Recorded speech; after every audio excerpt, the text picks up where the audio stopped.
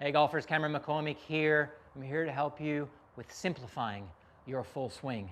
It's a drill called Plane Perfection Pincer. And we'll get to exactly what that means. But before we get there, the reason what I'm about to show you is important is because there are ways to make the golf swing more difficult and there are ways to make it more easier.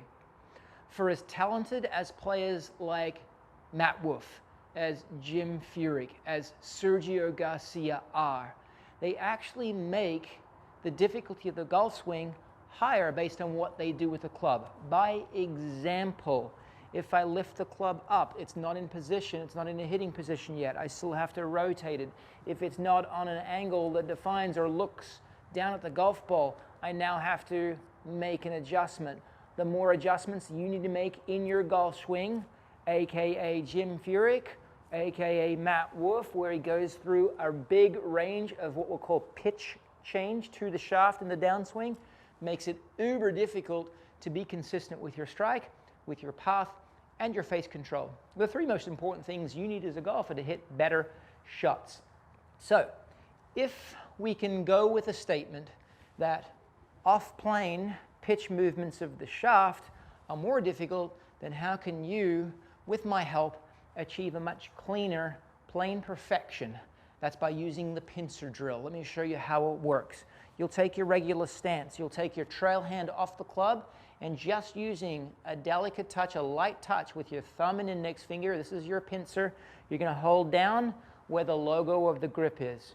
Very, very lightly, and you're going to make back swings, just holding really lightly onto the club.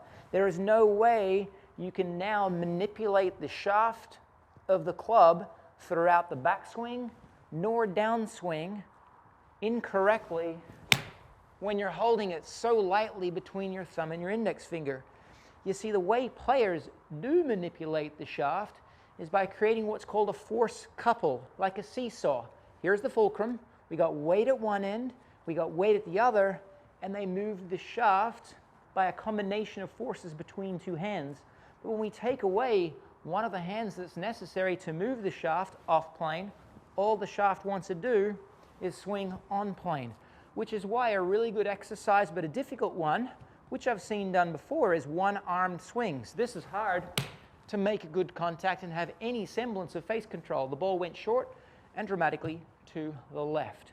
So as a hybrid of this really good exercise, which is single arm or single hand swings, that's where we came up with Pincer. So again, just as a description, hold it thumb and index finger nice and lightly, make a couple of practice back swings, feeling no manipulation through the fingers, and then you're ready to strike one.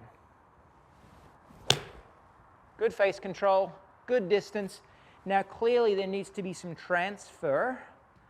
So make the backswing, pincer style, close the hand on the club, create that sensation, and then make your normal golf swing. And sure enough, what you're going to see is a great transfer of the feeling of plane perfection, managing the pitch of the shaft through the backswing and downswing a whole lot better. You're going to hit more solid shots, you're going to hit better shots, you're going to play better golf. Give it a try.